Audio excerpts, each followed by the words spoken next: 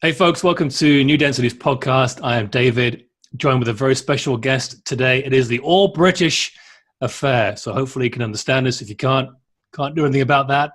I have Magenta Pixie with me, who needs no intro, but for those of you who don't know her, shame on you. I will give a little bit of a lead in here so you can get some more info on her and go and check out her work online on YouTube. All the social media platforms will link everything in the description as ever.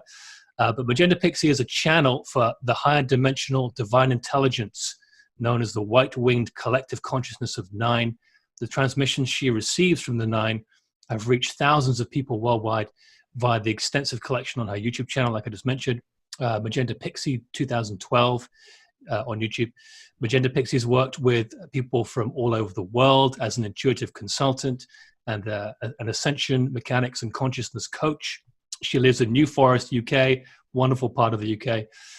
She's an author, best-selling author of a number of fantastic books: Masters of the Matrix, Divine Architecture and the Starseed Temple, The Infinite Helix and the Emerald Flame, The Black Box Program, and The Rose Gold Flame as Antidote. And her latest book, which we'll talk about today, very exciting, and I'm really, really fired up to read this, Lessons from a Living Lemuria. Quick mention, Masters of the Matrix is a Book Authority winner in the categories Best Spirituality Books of All Time. Really big deal, that. And Best Consciousness Books of All Time. Make sure you go and find her on magentapixie.com. Magenta, thank you for joining us. It is a blessing. I've really been into some of your shows of late, as I know a lot of people have. How are you? Give us a sit rep from the UK.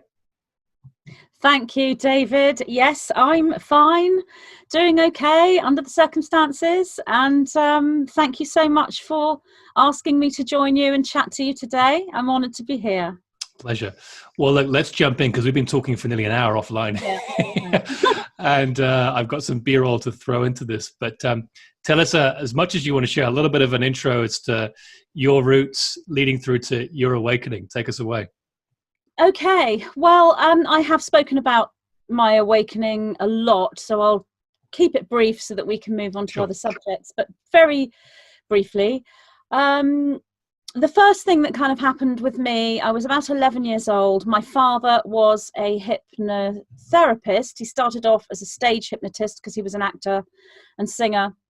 And he took me into hypnosis when I was 11. And while I was in hypnosis, not straight away, but we did several hypnosis sessions specifically to help me with a lesson at school. Something happened to me where there was like a separation, and I felt part of me moving away and another consciousness stepping in, and that consciousness would respond to my father and talk to him and talk about me and what I needed and what I was doing and all those sort of things. And my father said afterwards, it's your subconscious mind. You're someone who's able to access your subconscious mind. And I was the first person actually that he'd ever hypnotized that spoke back to him. And so I felt that this subconscious mind to me was like a person. So I gave it a name and called it Subby. So that was when I was 11, and I worked with my dad with Subby for quite a while. But then once I got into my sort of more late teens, I stopped doing that so much and was more interested in other things in my life, and didn't really come back to the spiritual path until kind of my end of my 20s, early 30s. And after a series of strange synchronicities that were too difficult to explain away, I realized that there was some other energy out there trying to communicate with me, and I wanted to explore what that was. So I found a book called How to Communicate with Your Spirit Guide, which gives you a series of meditations that you go into, and you meet your spirit guide within meditations. That was quite a journey, lots of experiences, but eventually I did meet that spirit guide, if you will. And then after a while, I began to communicate with this energy outside of meditation. I now know it's the same thing as the original Subby when I was 11, but presented in a different way, because I was then not a child anymore. So, but this spirit guide told me his name was White Spirit and that he was from the 5th dimension. He answered every question I had. I mean, I started to ask more and more profound questions about, you know, how was I able to communicate with him, and who was he, and where did he come from? And at the time I was living in a flat with my brother, and my brother had studied several different spiritual philosophies and quantum physics. So he started asking lots of quantum physics questions that I knew nothing about, and White Spirit would answer them and communicate with me. And so it kind of started there. And we were given so much information back then. In 1993 was when I made that connection with White Spirit. And then over the years, I never stopped having that connection, but I was told about this big change that was going to occur on this planet and everything that would happen and the ascension process. And I really believed it was happening like next year. And this was 1993. So by sort of 1994, I'd kind of given up and thought, what a load of rubbish that was, you know. And I kind of forgot about all that, really, and continued to work with White Spirit privately and for a few friends who wanted readings, and I would do like tarot and, you know, that sort of thing. And then it was in the year 2000 that I went through a process where White Spirit told me he was leaving and was upgrading. He was leaving and another guide was coming in, but it was still him, but it wasn't him. And then this occurred and he left and a new being came in that looked like an angel, big white-winged angel. It was quite traumatic for me to say goodbye to White Spirit and take on this completely new energy that said it was from the 6th dimension. And then this angel morphed into 9 identical sort of angels, and I didn't know who they were or what to call them. I decided to call them the White-Winged Collective Consciousness of 9, which I gave them that name.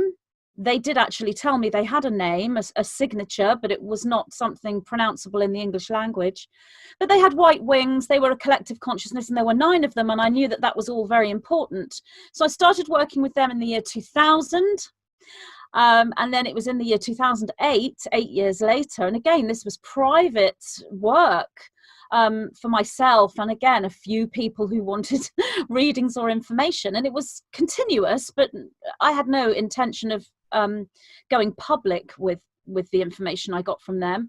Interestingly enough, it's funny looking back that there is something that I feel is now becoming relevant today.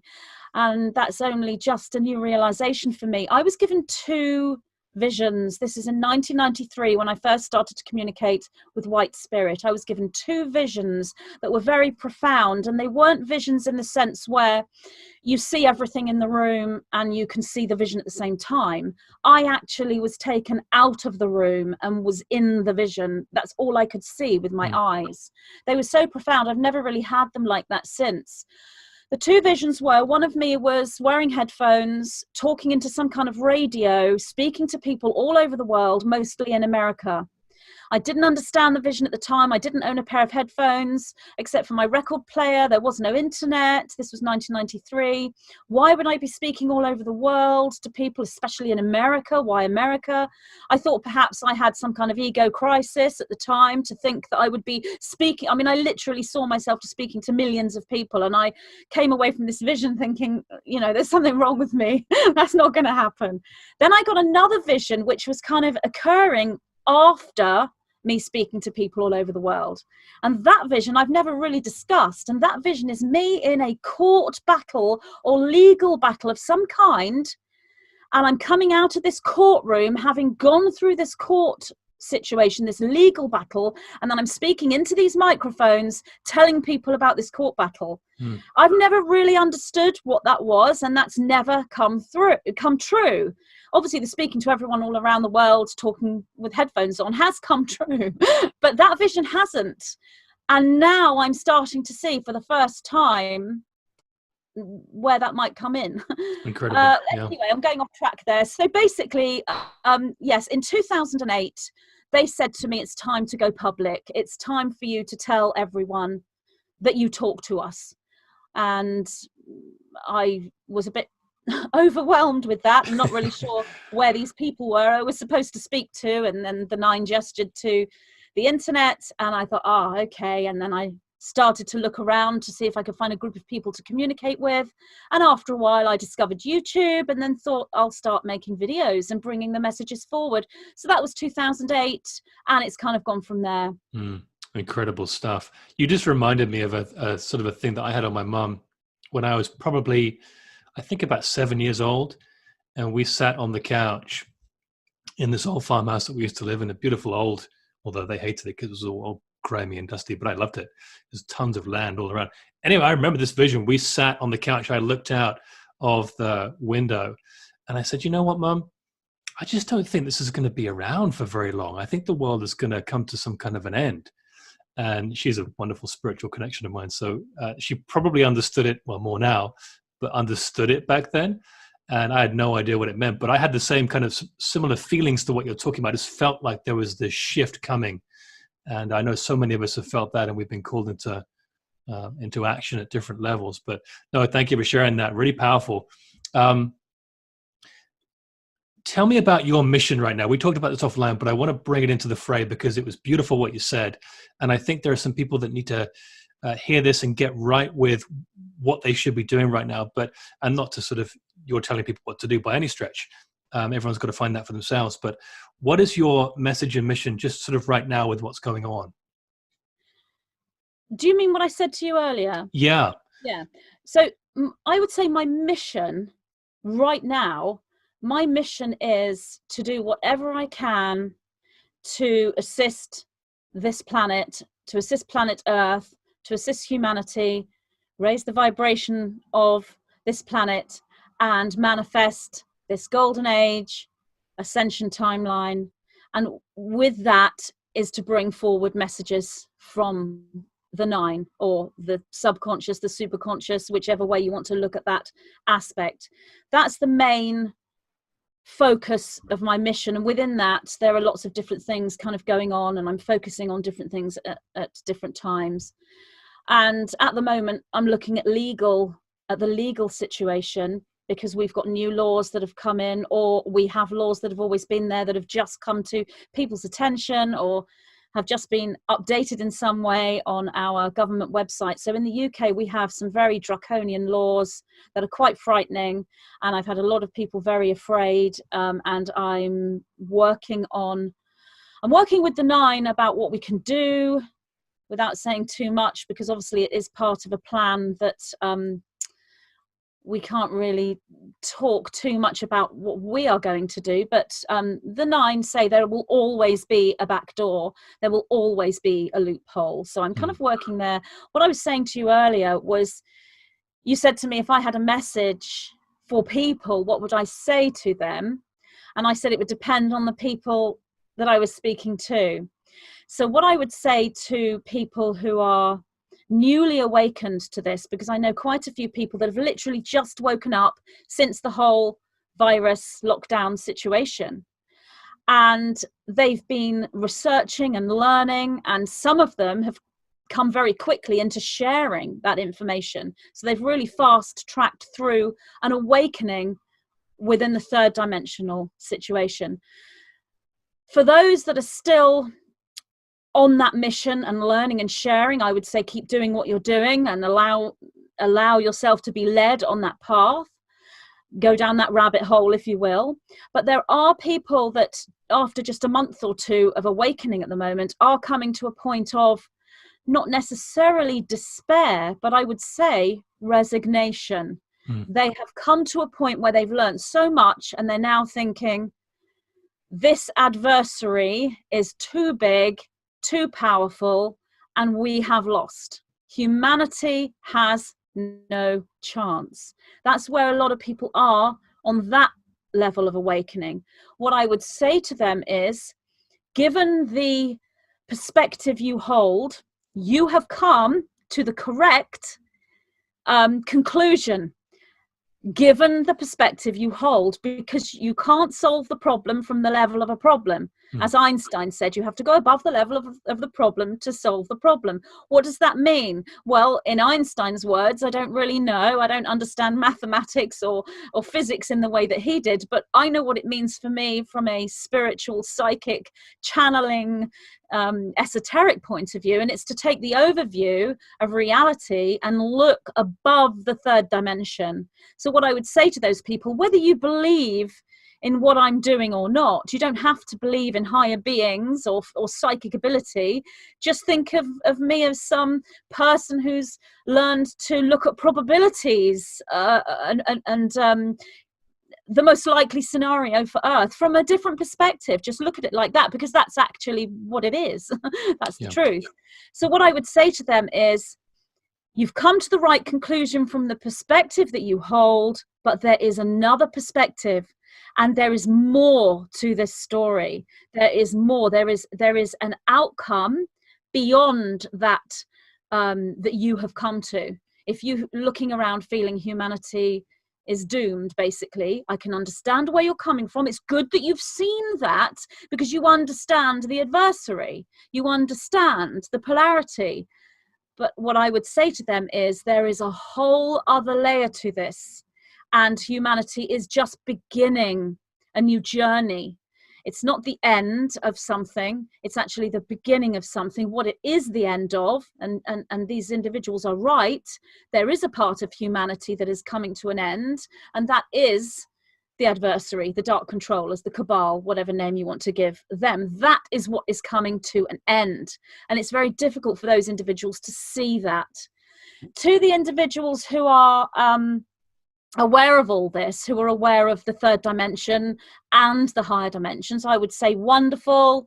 You are where you need to be. You're in a state of integration and multidimensionality, and just you'll probably be going through a sine wave kind of pattern, where 1 minute you're down and you're sort of where they are and thinking, oh gosh, I'm in a state of fear, and what does this mean? And then you'll raise up again, and synchronicity will guide you, and you will find hope. That's all normal, that's all natural. We're all doing this together, we're moving as a collective, and I would say we've got this and we can do this. And then to another group of people who are spiritually aware individuals that are up in the fifth dimension and don't really want to look at the third dimension. They don't want to know about the cabal. They don't want to know about the virus or the lockdown. I've had a lot of people say, for goodness sake, please do not mention virus and lockdown again. They don't want to know. They want to meditate and talk about the golden ray and the diamond light and be in the fifth dimension. What I would say to those people is, absolutely, we need that energy. We need to hold space for that new earth, but there are people around you that you could assist because you have a higher viewpoint. So one needs to come down into the real world, third dimensional world, and do what they can there as well. And that higher dimensional space and connection has no power if you do not take action on the third dimension. What you will get is beautiful images and a lovely feeling, but you have no power to actually make change and manifest your reality unless you take action on the third dimensional level. This is what the Nine have been telling me for so long. There are individuals that do need to spend a lot of time in that higher energy because they're healers. They're the individuals the Nine call the crystal individuals. They're healers. So they need to be in that flow, and it isn't necessarily a good thing for those individuals to come away and move into a fear space because they are the healers. However, even those individuals need to understand the third dimensional level and move through that integration. So that's the message I would give to humanity. And what I would say is, despite everything going on, we are on track. We are still following the Ascension timeline, but we need to know what's going on the third dimensional level. There is a hijacking of that timeline. There is an attempted planetary takeover. One could perceive that as an attack on humanity, an attack on planet Earth. Embrace that that's true without thinking it's fear-mongering or dark, but at the same time know that the trajectory we are on is everything that we have known and everything that we have been taught throughout our lives as starseeds and light workers. We are on the trajectory for the Ascension timeline, the Paradise timeline, the new Earth, but we need to bring this into our reality. We need to manifest it, and there are things we need to do. And this year, 2020, there's a lot going on. Yeah, powerful stuff. Wow. Thank you. I agree with all. That's very good. I think that was even better than when he described it before, which I didn't think was going to be possible, but really good. Thank you. It's one of my last guests, Kira Windrider, was talking about the differences between ascension and descension, which kind of blew my mind. And he was talking about this stuff, which is the people, we call them the fluffies, but we don't mean it in a derogatory way. I've been one of those, by the way, so I can say this. Too. I was a massive fluffy. Yeah, I was too, up until quite recently. But it's taking the 5D modalities, taking the 5D, all the great stuff there, and bring it down into 0-point field, unified field here in 3D, and then taking it up again. And part of that process is the addressing of this stuff. It is the working through the difficult stuff. Anyway, it's going down into the mud to come out. So yeah. And there's another way of looking at descension. Everything you just said is absolutely accurate. Descension down and ascension back up. Another way of looking at descension is, as we move forward into the Ascension timeline and create a fifth dimensional positively polarized polarity through Ascension, the service to self groups are trying to do the same thing, but what they are creating is a negatively polarized reality. So what they are doing is descension. And that's a different way of explaining descension as a an event. Yeah, I like it. Thank you. Absolutely, yeah, I like it. So do you think that this is a difficult question, but I don't necessarily have to answer it, but do you think that the destination for the timeline is crystallized right now, or do you think that it could be split? Could there be a branch off where we go to 5D, but a group still stay and repeat in 3D? Do you think that could happen? It's both of those. It's both of those. It's absolutely crystallized because it's there, it exists, it is set within that higher reality. That timeline is available, and it's been created, and it exists. But I definitely see a split within humanity as well. And there's evidence of that right now. And what we're talking about here, the Nine call this the two world splits, where we've got the aware individuals that are aware of what's going on. That includes 3D, 4D, and 5D, regardless of where they are in their awakening. They're in that new Earth.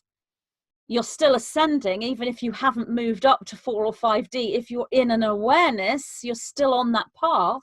And then there's the other group that are clinging on to the old reality and clinging on to the false narrative. That's a two-world split. And what I see happening there is that split becoming more and more evident, further and further away. So it's going to be difficult not to move into a polarity there, because you've got the individuals in the false narrative looking at everyone else and thinking you're all crazy, and you're all actually horrible because you keep talking about this stuff that's not true. You keep trying to take me out of my safe reality, and I don't like you because I don't want to leave this safe reality. It can't be true kind of feeling. Yeah. And then you've got people on the aware side, especially those more in the third dimensional level, that are thinking, when are you not going to wake up? I'm so frustrated. Can't you see what's going on? Kind of thing. So that is becoming more and more. Now, people are going to be awakening more and more in the false narrative group, and they will be coming over into the awareness. The issue remains is how many people will wake up, and when. And that's kind of what's happening in 2020. What I feel is that there will be many, many things that are presented repeatedly to wake these sleepers up. And I can't see how many of them can continue to be asleep by the end of the year. But that remains to be seen. The timelines are not set yet on how we get to the New Earth Ascension timeline. We're on it, we're in it, and that is a destination or an eventuality, if you like, but there are many ways that we can get to that place as to how it's going to play out. And it's hard to tell because the timelines are so converged and so merged with one another that it is difficult to pick out the timelines. I mean, you can, if you're clairvoyant and you can do it, but you can't give a guarantee. Everything a psychic is going to tell you now is going to be the most probable. The only guarantee I can give is, yes, we're on the Ascension timeline, and are we going to get there?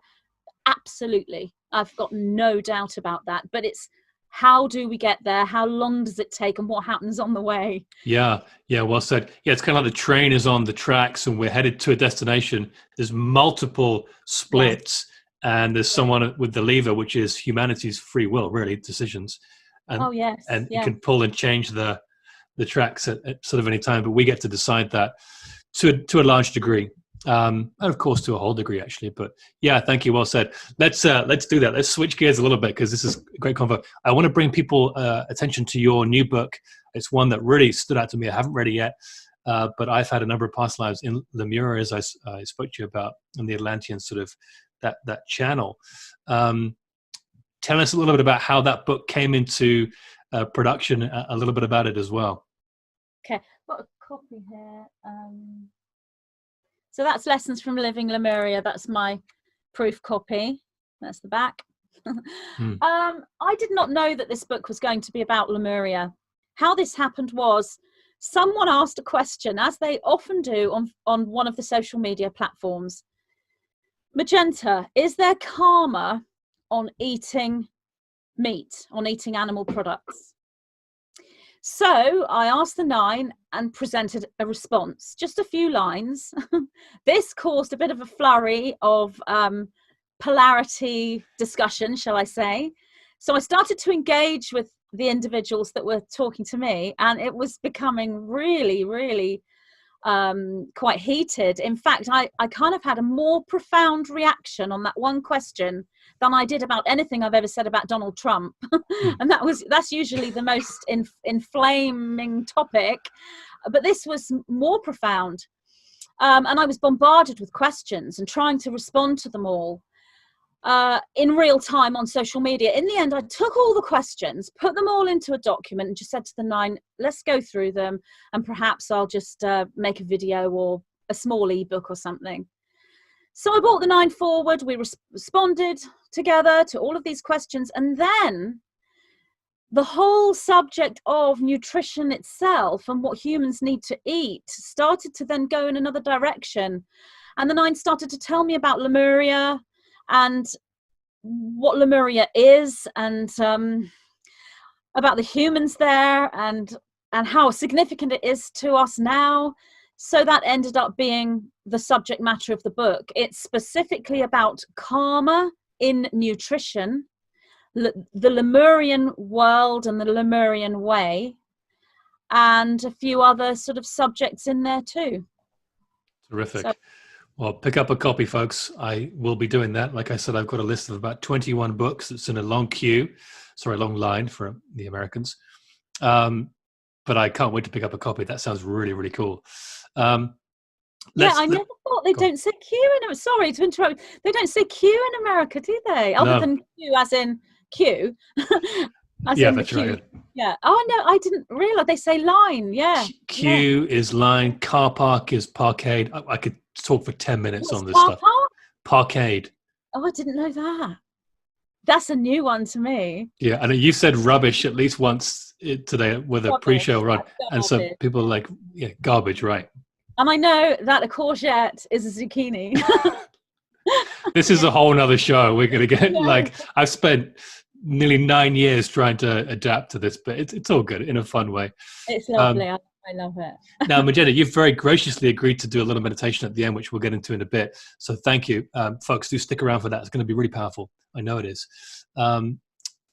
Let's go into the importance of developing the inner knowing, the inner voice, the recognition of the inner voice as the primary tool for discerning and learning information right now. The information out there on social media, on the people talking, all the hubbub, that should fit around the inner workings of developing the knowing.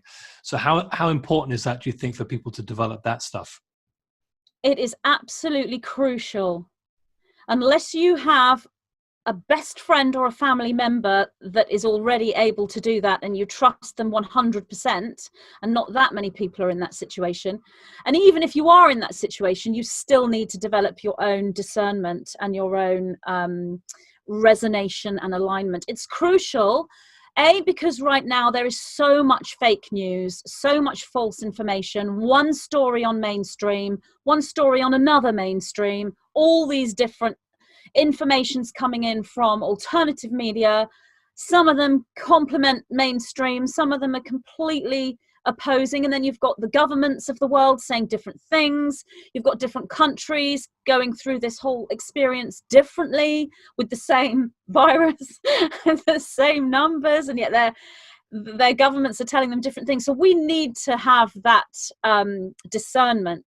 It's absolutely crucial, and it's not just for what's happening now, it's what is yet to come over the rest of this year, because that's going to increase this confusion and this deluge of information and this fake news versus what is true and what's correct, and the multiple layers within that, that's going to increase.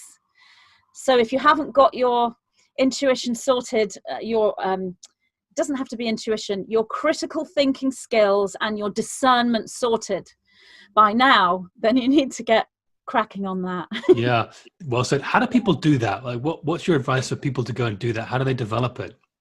So if you're starting off and you've just woken up, and you are in the third dimensional way of thinking, you'll be looking at critical thinking skills, connecting the dots, what we call in the UK your cross-referencing, and what the Americans call due diligence, or they say due diligence. That's right. Very good. What we do is American English thing. That would be the first step.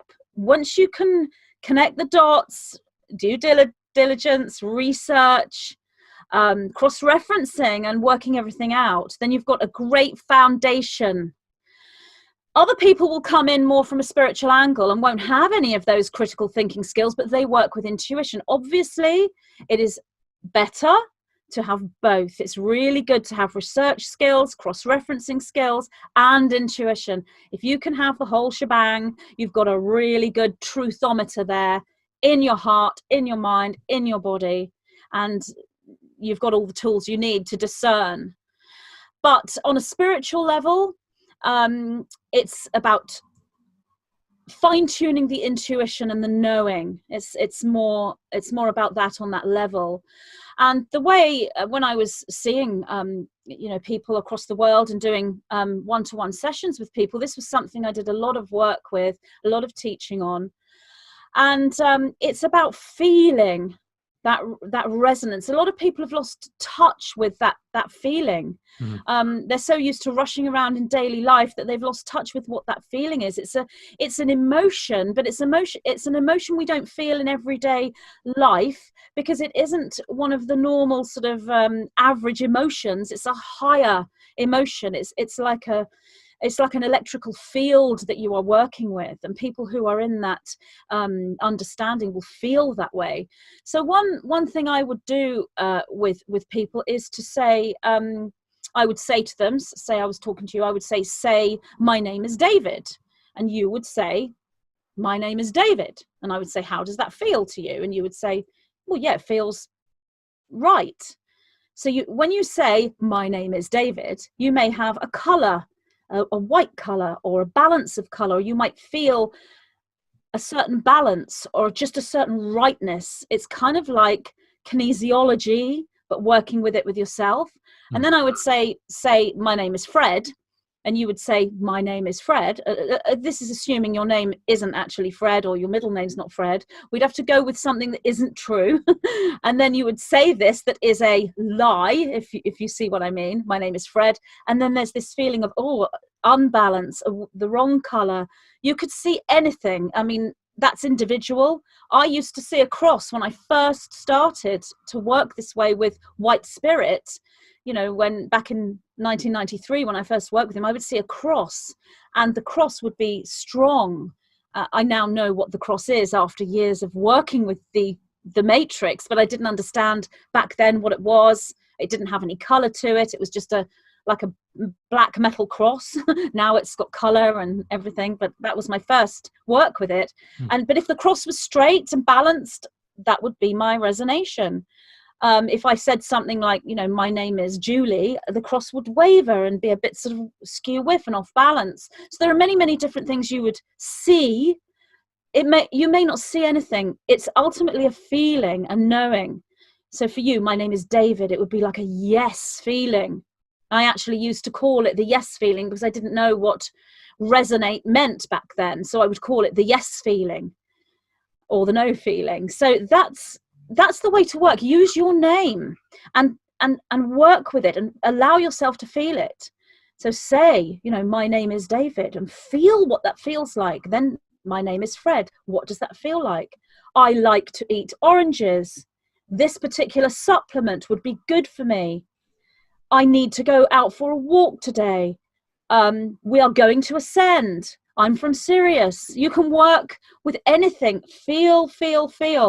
And you have to practice. It's not something that many people can do overnight. It's a discipline. Just like you go down the gym and you start working down the gym to sort of get your muscles toned, or you start doing yoga and you can't balance at first, but then you can. It's the same thing. It's like playing the piano or any kind of creativity. You dedicate yourself to this learning.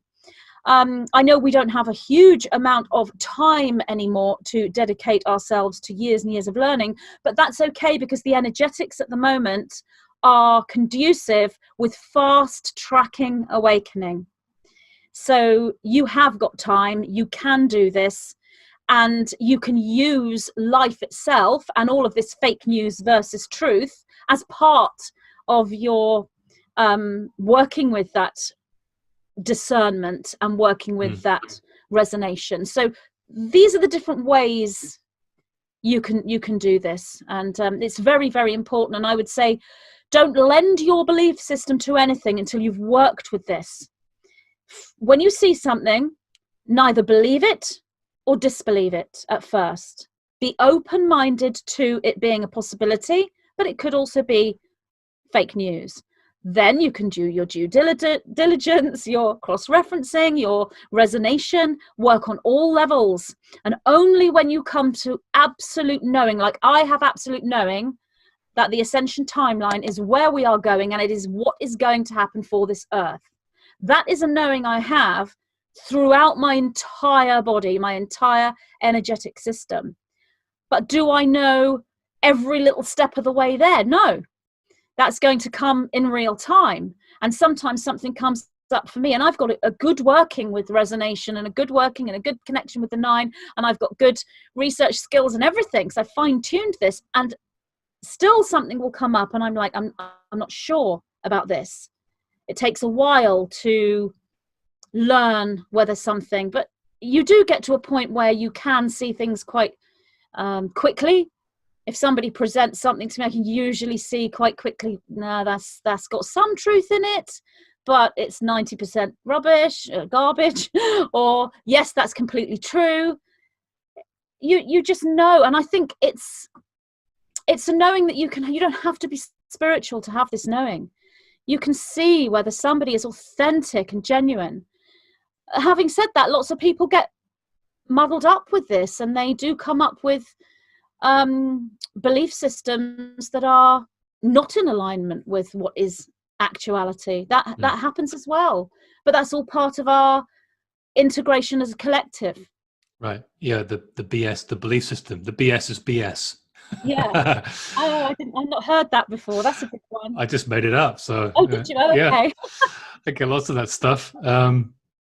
It's really, really important. I was reading very early this morning. I was reading from just a terrific book I'm reading right now, and this was depicted in the Transformers movies. And it was, if you remember the Transformers movies, in 2 at least, and they reference it quite a bit, there was the Allspark, and the Allspark was this spiritual esoteric power that these Transformers were powered by. Now the masters talk about this, Baba G, Joshua the Christ, I go on. Saint Germain, they talk about the divine and central spark, and that is the Christ within. Jesus, there's many different Jesuses. Jesus the Christ, and there was more than one. It was the Christ within. It was the divine spark and divine central power within, that all else kind of flowed out. So, and this part of the spiritual knowing and development of spiritual knowing is part of that journey back to let's say back to Christ. But it is part of that Christ consciousness channel and path, which is where we're going.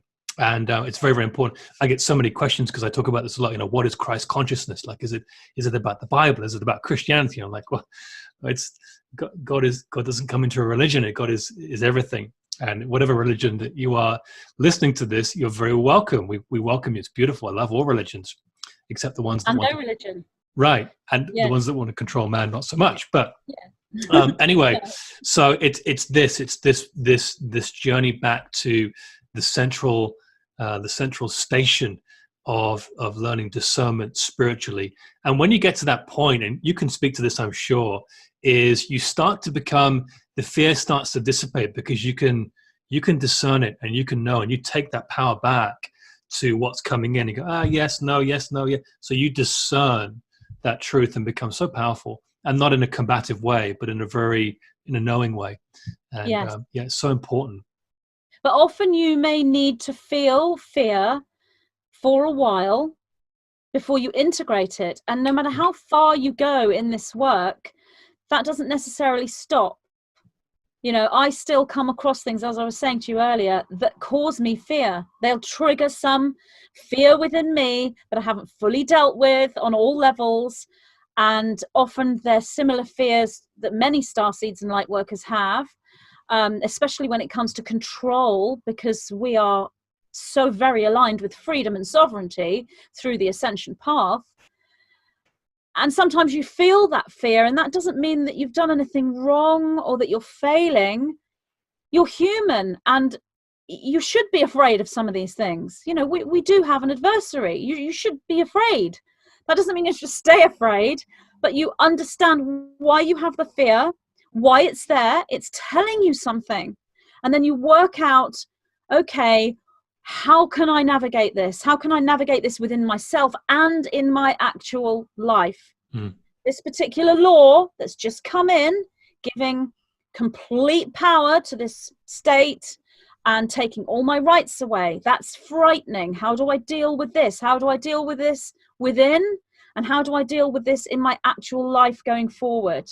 That's the integration. So it's okay to feel fear, especially now.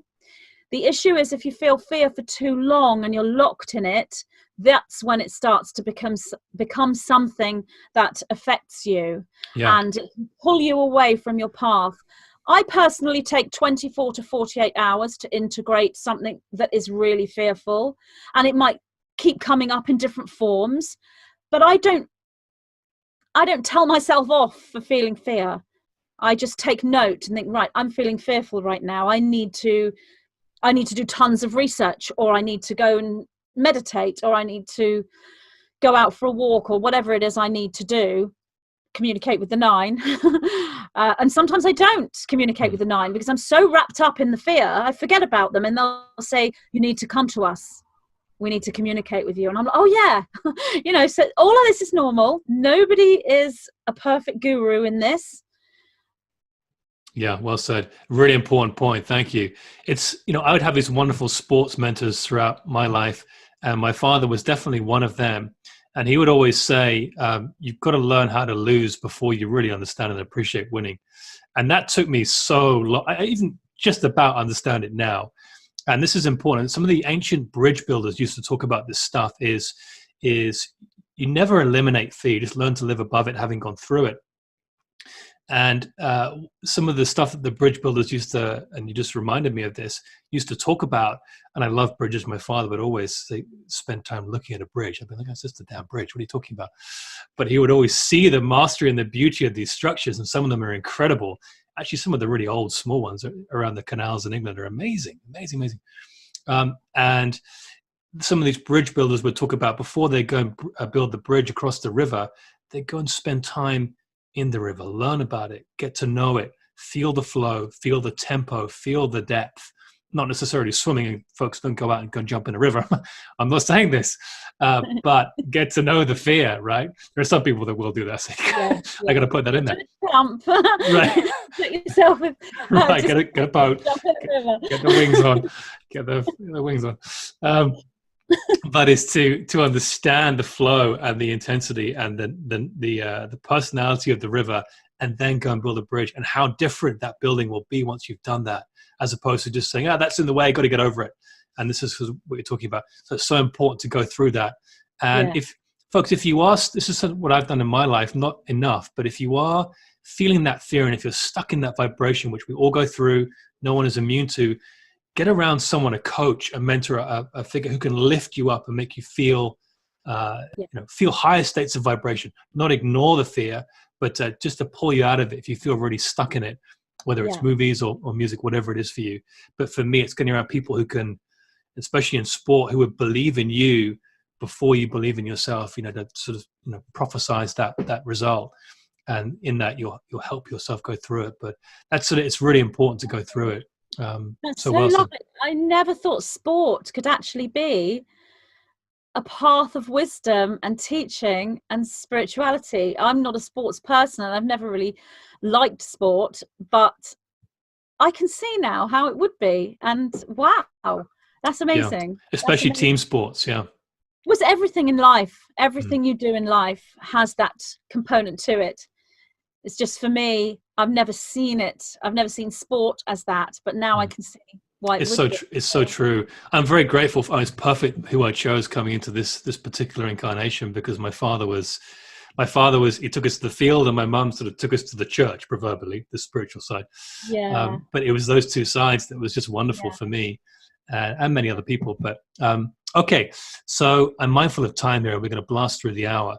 So you had one thing which really encouraged me to reach out. I've been following you for a little bit, but most recently you had a wonderful show with great Simon Parks, and you talked about what I call sort of the triple tap, the 3-step process of how you move through the gathering of information to the sort of the high frequency kind of thing.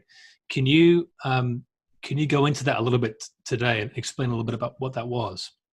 So this came to me in an out-of-body experience, an astral projection, quite different than I've ever been through before. I've been astral projecting for many years, since my mid-20s. Well, since childhood, but since my mid-20s more so. And nothing has ever happened like this before. I went further away from my body than I ever had before, into the cosmos. And I was actually up in the Milky Way, and in the on my way to the galactic core, and in the asteroid belt. And while I was there, I felt a presence, saw a being, and I was presented with what I know to be a monad, which is simply a complete teaching. So like my books, this one here, these two are monads, as in a complete download, a complete teaching. And that's how they came out. Whereas this one is not. It's a series of questions with the 9 that progressed into other subjects, but it didn't land as a monad. So what came to me was this complete teaching. Now, normally, if I wake up from an astral projection with a complete teaching in my head after one night's sleep, and I have to unravel that, so it can be just a moment when that energy, being, or presence touches you, if you like, with that monad. In 1 second, you then have to unravel that 1 second into several hours, weeks, days, lifetimes. It's infinite in its structure. I would normally begin to write, and I would bring that information through, again, by communicating with the 9 in a question and answer scenario, but I would have a template of where I'm going with that, even though there's still surprises within it. So I knew I didn't have time to write a book because it needed to be said immediately.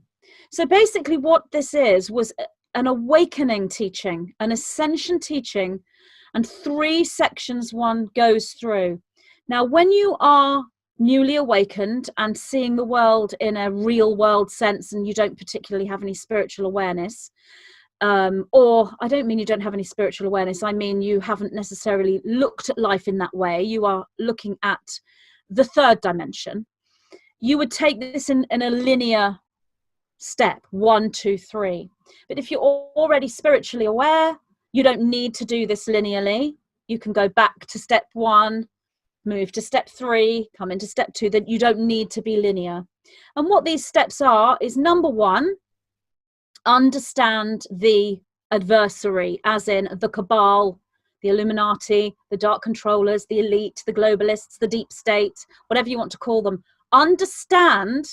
You don't necessarily have to understand who they are. Understand what the plan is. If you understand who they are as a group, you don't need to know the individual names of them. You know, the group, the structure. What do they want? Who are they? What do they want? What is their plan? Why is that plan in place? Now, obviously, you're not going to be able to understand the full plan, because that in itself is potentially somewhat beyond our knowledge, but work it out to the best of our ability. What is the plan? What is the cabal plan? Then any emotions that come up, as we've already talked about, any fear, despair, feeling as though humanity are doomed, wanting to cry, integrate those feelings that come up. That's all normal in stage 1. Stage 1 takes you into that other part of society, part of humanity. You're not in the sleepers anymore, those that are still clinging on to the false narrative. You're over here with the awake individuals, and that's great. Even if you are feeling despair and you're crying, that's okay, because you have woken up and you're supposed to. That's what you're here for. So that's step 1. That can take in itself a lifetime of study and multiple lifetimes of study. Many individuals will take many lifetimes before they move out of step 1. Step 2 is about sovereignty. It's about making a declaration of sovereignty, as in, this is me, this is who I am a sovereign individual, and I do not accept this. I know the plan, and I do not accept it. I do not give you authorization, and I do not give you permission. It's very important to go there, but that is not to be made in an adversarial way, as if you are looking at an adversary. It's not to be made with revenge, hatred, the need for retribution. It is to be made from your own sovereignty. It is a declaration of your boundaries. So this is done energetically, spiritually, and this will follow then in your reality. This is what we are all doing. But once you get to step 2, it's a good idea to merge step 3 with step 2. You don't have to, as long as you are taking step 2 within that I'm declaring my boundaries, but it's not done through hatred or revenge. That is often there in step 1. You'll have the hatred, the revenge, the I'm fighting an adversary and I'm doomed and I can't win. You can't in step 1. You're right. You've got to get into step 2 and take that empowerment. Step 3 is a huge leap from step 2. It's an almost impossible leap from step 1, which is why I say it should be done linearly. And Simon did actually ask me, and he threw me a bit, because he said, how does an individual get from step 1 to step 3? And I thought, I don't know. And after I did answer, but after the interview, I thought, gosh, I didn't answer that very well. I spoke to the 9. That's because you don't do that. You don't jump from step 1 to step 3. I'm trying to find the answer, but there is no answer to that question. So I'm following up on that. You don't jump from step 1 to step 3. You go 1, 2, 3 because it's linear. You have to go to step 2.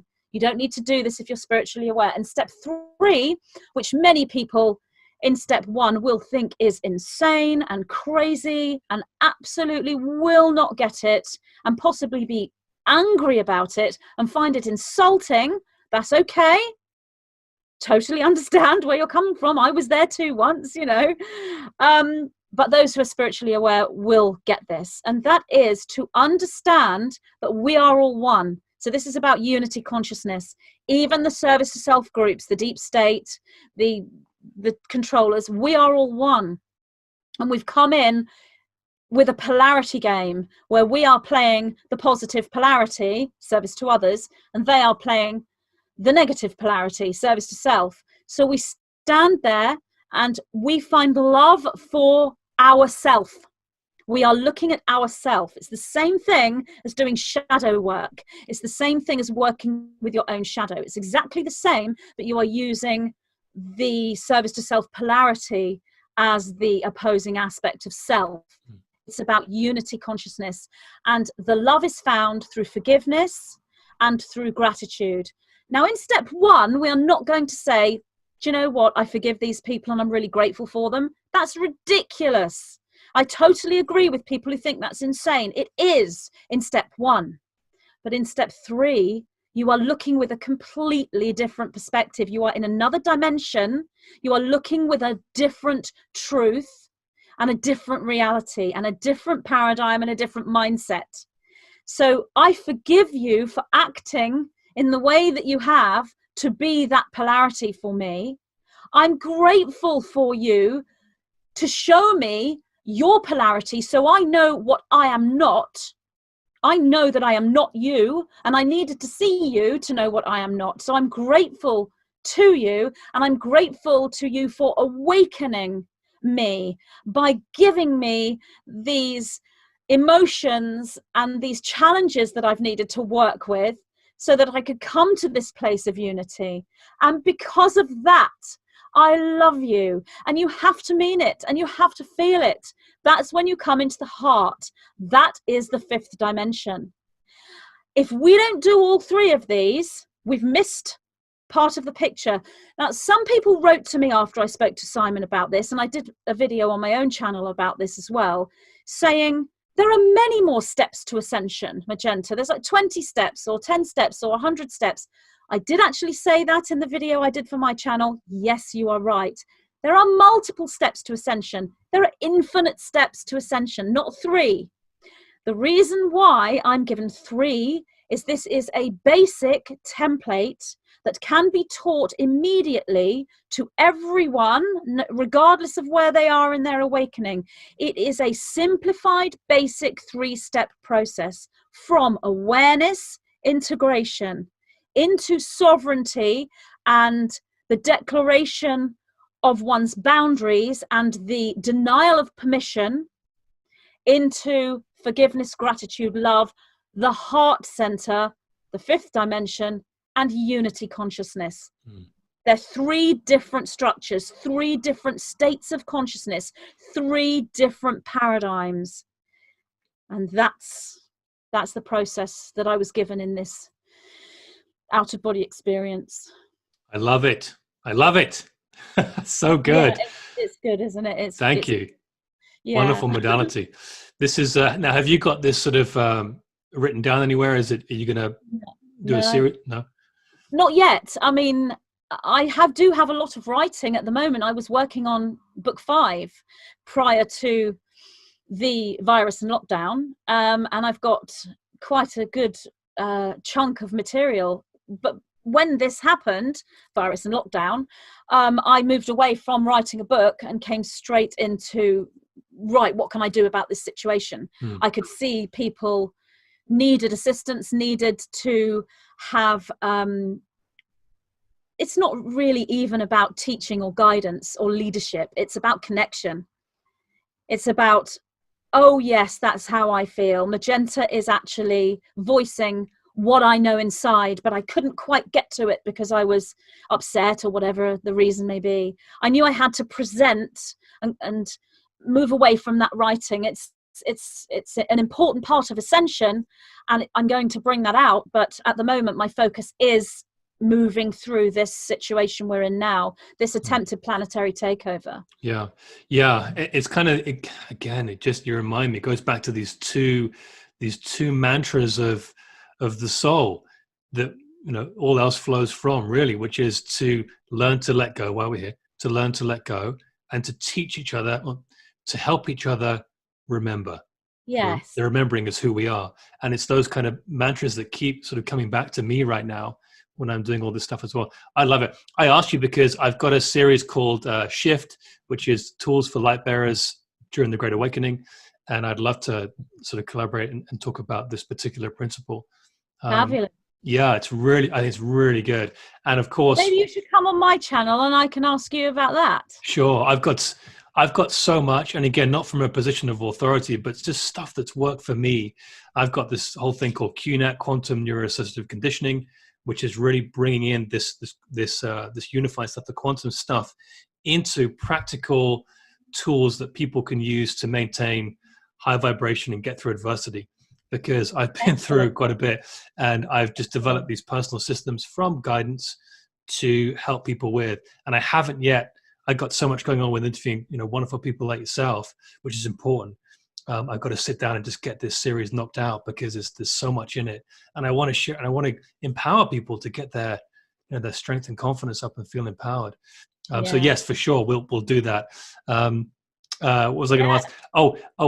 As you were talking, it reminded me of something that I've been doing recently with this 3-step process. Really important, guys, is when you're watching movies and songs to a degree, but do this when you're watching movies, when you're aware of it, because part of the DF, the dark forces, is karmic law and cosmic law and this stuff is, and how they're allowed to do this, is they've got to tell you and present to you what they're doing. It's part of the reason they can do it. And when they do it in movies, if you don't, at the end of the message or the end of the movie, if you don't sit there and do all this stuff, and part of it is the divine consciousness connection. But when you don't reject it and make sure you don't consent, you're allowing it to continue. You're saying, I allow it. And so at the end of movies is really, really important. Something that I started to do about 4 months ago only. And I'm a huge movie guy. I nearly went to Hollywood. I'm making a movie right now, actually. But it's going to be amazing. Well, I've been brought into a project which I'm blessed to be part of. It's going to, I can't talk about it so much just yet. No. Close. Anyway, some people know that. But beautiful, wonderful, divine intelligence and wisdom spewing from you, Magenta, as always. Thank you. I want to as we approach the... Yeah. So can I just touch on the movies thing? I just like to say that is huge for what's coming. It's been huge for a long time, but in 2020, the whole awareness and the awakening coming in through movies and TV series is huge. And another way of doing what you said, rather than working with the sovereignty, and I do not, just because I've watched this movie, it doesn't mean I consent. There's another way of doing that, and that's to flip it into, this movie is being given to me as part of my synchronicity. Like, you can't do it with every movie, because you can't sort of play with synchronicity and expect it to be there with everything you watch. But you can, when you work with the energy, you can just know. And I do this. I will think, right, this particular film or series or this episode will present to me the answer I need right now. And I've been doing this since 1993. When I lived with my brother in our flat, we went through a period where we didn't watch any television at all. We just boycotted television. But what we did watch was Star Trek. It was the original series with Kirk and Spock.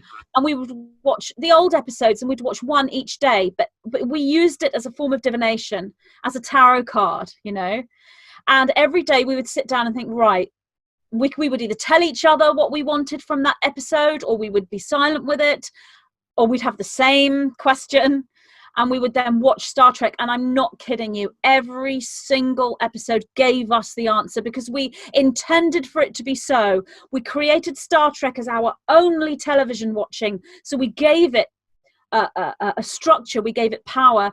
I don't do it that often, but I was worried yesterday about the new laws or these resurfaced laws in the UK that are now there. And I wanted some answers. So I just thought Star Trek has always been such an amazing divination for me. So I said to my husband, I want to watch a Star Trek episode. And there was one that was called Q. And I thought, that's the one I want to watch. And then when I saw the title, it was actually Q Who? QWHO. So we're looking at Q, we're looking at WHO. I thought, this is the one. And it was actually the episode where it's not the original Star Trek, it's the Next Generation season 2. It's where Picard and his crew meet the Borg for the first time. So there weren't just answers for my question in there about UK law. There were answers regarding what is happening to us right now as a global humanity, as a planet. The answers are in that episode. So that's just throwing that in there. So I wouldn't need to deny permission because I've used the episode as a divination tool. Right. So you can do this personally, but I'm actually bringing out the importance of that particular episode, because if you want to know what's going on this planet right now and you want some clues, I can't tell you what they are because you have to find these out when you use divination in this way. But go and watch that episode. Thank you. Sorry, I don't want to go off track. The other one that will show you something similar in a different way is the Terminator series as well. Oh yeah, two what's the word? Two Goliaths of movie disclosure, series and shows. And computer games as well. Oh, you can do the same thing. There's so much, and of course, as you become awake to it, it becomes so many. Totally. I mean, Star Trek has been I've watched so many of the different series over and over and over to ad infinitum, just so much to be able to quote a lot of the shows. Even the earlier ones with William Shatner were just totally so good. Oh my goodness! And of course, it's our galactic history because Gene Roddenberry was in touch with various ET groups. There's Alphabet Agency involvement there, which is going to become very known very soon. Do you know how he got in touch? He actually went to see a channel, and she was channeling the Nine. Oh, really? Which is why he named Star Trek Deep Space Nine. He saw a girl who was channeling a group called the Nine, and he got this information from her, and it was all true, and he turned it into Star Trek series. Wow, I mean, he may have got information from other places, but if you research that, I think it was Jenny and the Nine. Vaguely remember. I'm not 100% sure, but it was definitely a group called the Nine. Yeah, I found that fascinating.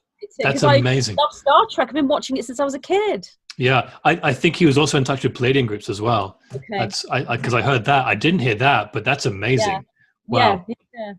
Okay, let's as we come up on the hour, let's jump into the meditation vibe. I know you've agreed to do that very graciously, Magenta. Thank you. I'll sort of throw it into your court whether you want to do a little lead in with relaxation or whether you just want to jump straight in. It's really up to you. Okay, so I'm going to do the meditation that is in the back of my book, Divine Architecture and the Starseed Template. Super. And the meditation is called Architecture of Light, Your Temple. It's only short-ish. Okay. So I would just say, just get comfortable and relax. Maybe take a couple of deep breaths. Close your eyes if you want to. You don't have to. You can do open-eyed meditation, but I like to close my eyes.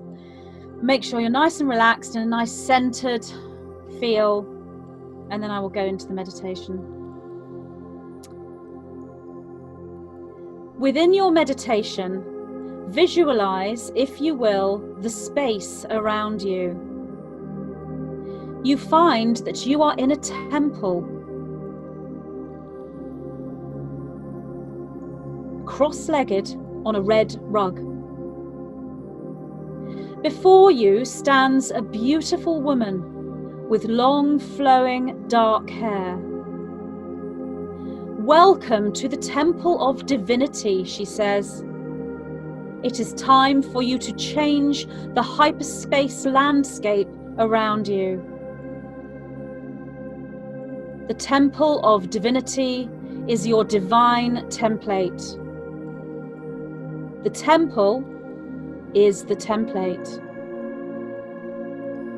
As soon as the beautiful woman speaks the words, the temple is the template, then the landscape around you begins to transform.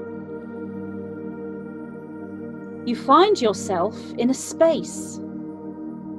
The hyperspace visuals around you are that of geometry, light, and color. You are stood upright with your arms outstretched within this visual field. Your feet are firmly rooted upon a bed of stars. Your reconstruction of the divine architecture of the matrix, your temple, your template, begins to take form.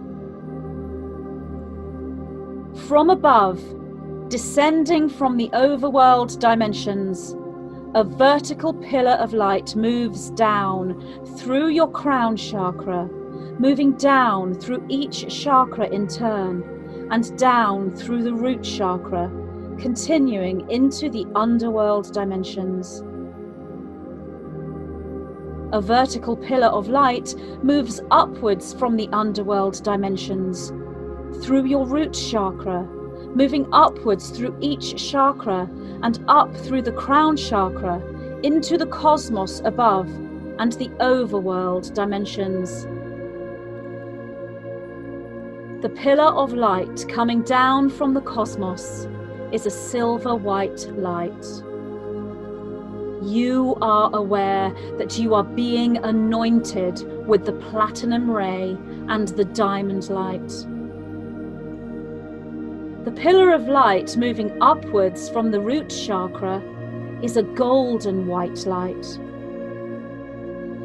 You are aware that you are being initiated by the golden ray and the diamond light. You are aware that the diamond light is the template for ascension and the return to the Christos sphere, the place we know as Christa. From your left to your right, a horizontal energy vortex, as a horizontal light filament, moves through you and intersects with the vertical pillar at your solar plexus chakra point. This horizontal rainbow bridge pathway, containing the rainbow light codes, merges with the pillar of light at your solar plexus. You feel this intersection of merging vertical and horizontal streams as a convergence point of energy. You feel this within the solar plexus as a ball of energy. This energy sphere begins to rotate in an anti-clockwise direction. The rainbow diamond ray light merge as a spinning sphere expands upwards to connect with your heart chakra and then begins to spin in a clockwise direction. The horizontal rainbow energy vortex light stream moves from behind you through the solar plexus and heart chakra intersection point and moves out in front of you, stretching into infinity.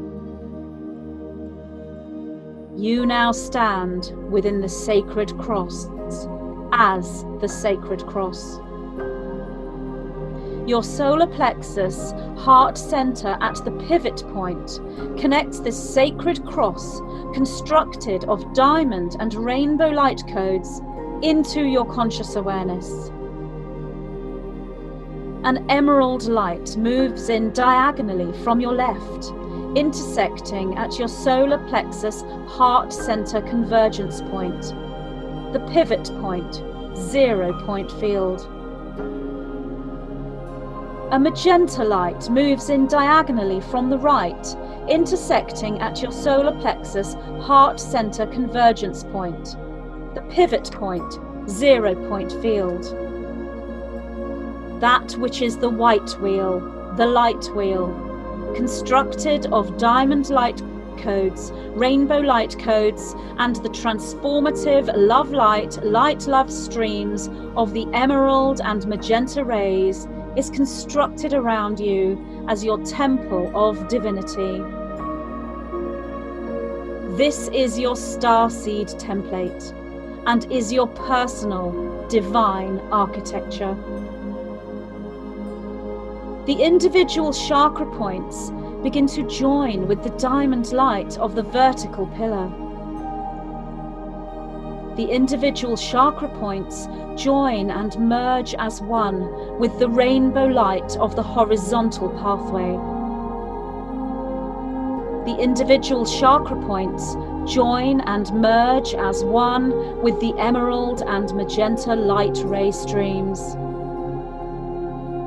Here, within this wheel, the rainbow Merkaba, your temple template, you know you activate the codes and water the seeds of the crystalline blueprint. The light of the Christos and the city of Christa, the emerald crystal city, is now all that you see, all that you hold, and all that you are. The past, future rainbow bridge merges with the crystalline template and becomes one moment, one time, and one space.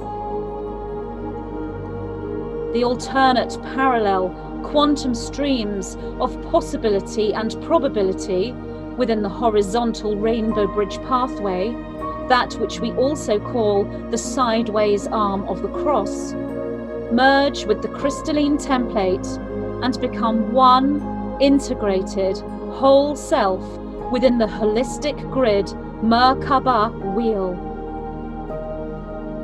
The paternal ancestral diagonal magenta light lines and the maternal ancestral diagonal emerald light lines merge with the crystalline template and bring all into the now, the 0 point field within all that is you, resolving the repeating karmic patterns within those fields and moving you into the spin of true multidimensionality.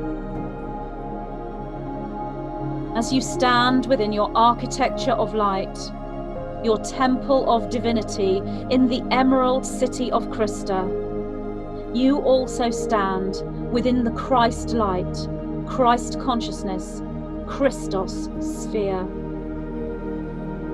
This is the formation for the crystal body, rainbow body, celestial body, diamond light body. This is the place where the 12 divide and multiply, and you stand within the grid of the 144,000 warriors of light. You remain within this space for a while, holding the light formations of your divine architecture, as you contemplate the new awareness and the epiphanies that move into your grid. You allow the activation of the higher heart space and the crystallized energy body, rainbow chakra alignment. You embrace the thoughts, visuals, sounds, words, symbols, colors, and emotions as they come to you within the safe zone, the 0 point, the hidden vault. You are enshrouded, anointed, and initiated into the knowings of the Gaia grid, galactic grid, celestial hermetic seal. The expansion and activation is seeded, and it flourishes in the sacred space of your divine architecture. You take a while in perfect merged unity and contemplation as you relax into the source space that is yours and is you.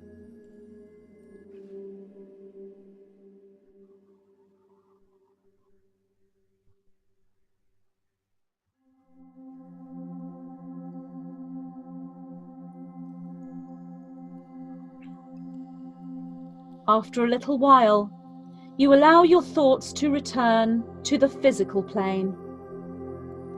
You leave your crystallized temple of divinity intact, knowing you can return to this unified alchemical merge, crystalline template activation anytime you so choose. You begin to feel the dualistic sensations of the rainbow self with the aspect of self sitting in the Temple of Divinity upon the red rug. As soon as you have that thought, you find yourself sitting on the red rug within the Temple of Divinity, with the beautiful dark-haired woman standing before you. "I am Aurora," she says. "I am the keeper of the Emerald City of Krista." You smile at the beautiful goddess Aurora. Now this place is yours. Now you truly hold the unified quantum field of creation within your heart. Now you are the rainbow, and you hold the activated crystalline formation. "Yes," you think to yourself. You allow Aurora's words to resonate within you. "Yes, I do hold the unified quantum field of creation within my heart, and I am the crystalline formation. This is my Starseed template, my divine architecture of Merkaba light." Aurora waves and smiles at you as she begins to fade. Your awareness starts to return to your third dimensional body. You are now fully centered and grounded within the physical body, in the third dimension of reality, yet you continue to hold the crystalline template of activation. You allow the awareness to return slowly into each part of your body. You bring your awareness consciously into each part of your body in turn. You wriggle your toes and your fingers, you move your head, or you can stretch different parts of your body. When you feel your awareness is fully back into the physical body, you can open your eyes and complete this meditation. You can place your hands within the Namaste prayer position if you wish to do this, and give thanks to your higher guidance system, the intelligent cosmic consciousness that is the Matrix, for assisting you with this visual journey within.